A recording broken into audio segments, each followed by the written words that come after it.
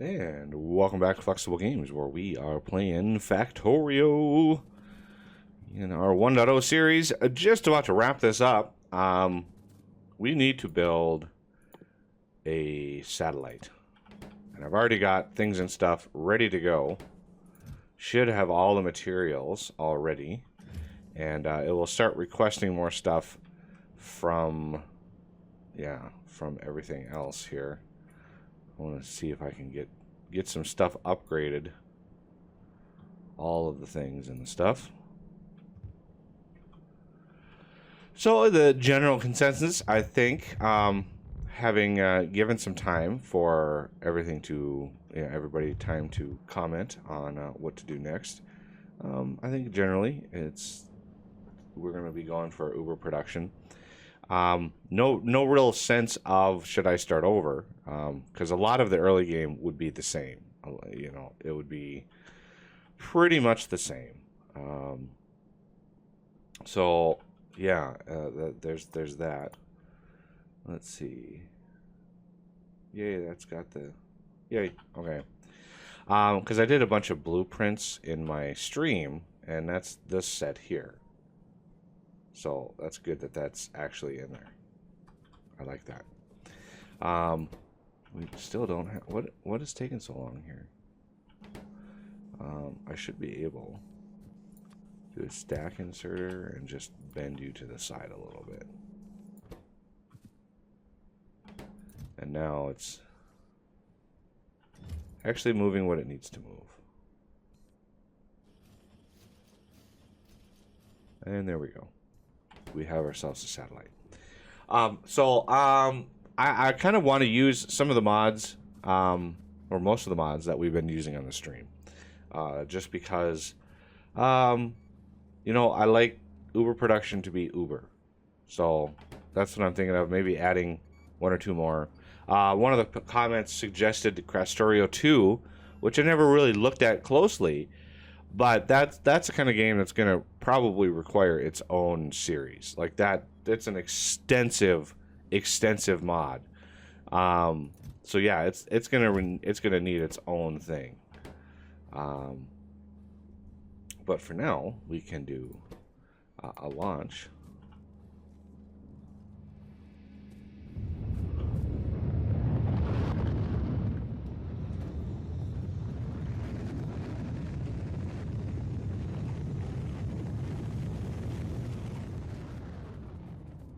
Whee! Yay! Finish the game and steam all the way. Win the game without building any solar panels. Nice. 45 hours took us to get to there. Continue. So that's not the end of the game. Now we have space science. I think you get 1,000 space science. Pretty sure. You get 1,000 space science for every launch. If I go here. Yep, rocket launch product 1,000. So that's immediately 1,000 science packs. Which we can come down here. Let's take care of some of these dead trees here. Superfluous, they're not doing anything for us anymore. Because that's what this belt, right here in the middle here, that's what that belt's for. All of those episodes ago that I placed that belt, that's what it's for. And we can set up right there.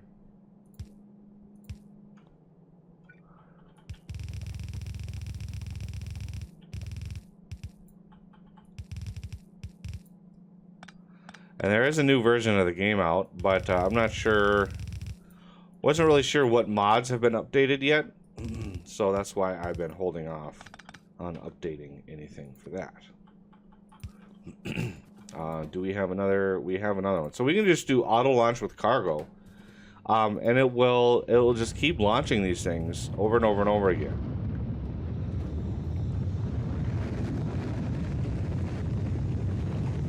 And then it will track the things that you launch. So this tells you I've launched 2 satellites, just like so. All right, coming down here, we have space science. Let's upgrade some things down here.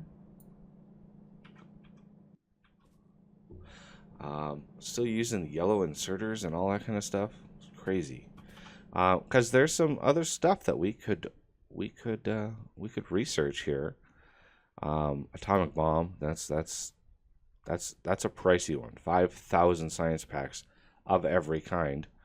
But like artillery shell shooting speed. That's a tough one. So this bumps up your speed by 100%. Now we want range. Range goes up 30%. And this little infinity symbol down here means this is an infinite research. You can just keep researching this. However, the cost, if this is like most things in this infinity category, the cost is going to double every time you research it. So it starts at 2,000. If we hit research, it's going to go to 4, and then 8, and then 16, 32, 64, 128,000 after just a few steps. You need a lot of science packs in order to make that work. So just be aware that it is a lot of science that you need in order to research some of those, in infinite researches. And the other thing that you're going to want to do in cases of those infinite researches is you're going to want a lot more science labs, because you can see how slow this is going right now. You can see how slow this is. 2,000 science packs. Now imagine 128,000 science packs. You would be sitting here for days without anything to help you out. Like it would take days to research all of that. And so you really need to have a different way of thinking about how you do science, because those high level science situations, they're tough. It's a tough cookie to crack, basically. If you don't want to sit around for hours and hours and hours, you really, really need a different solution. More production of science packs, but also more consumption. And believe it or not, science packs can use productivity modules. So you can actually get productivity in there, and then speed, and then make even more. So what I want to do is I want to go over some of the mods and the mod settings that I use, that I've used in the stream and that I want to use going forward. Now, some people might cry foul that, oh, this was supposed to be a vanilla plus. Well, we did a vanilla plus. This is as vanilla as I can even handle it. The Bob's Inserters mod is about the biggest change to the game of all the mods that I have. Everything else is basically standard vanilla.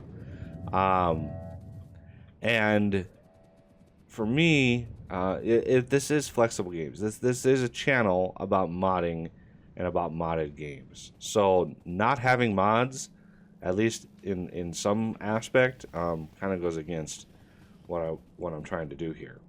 But the other thing is, we want to bump up production, and in order to do that, we need some mods that are going to help move material faster down the line.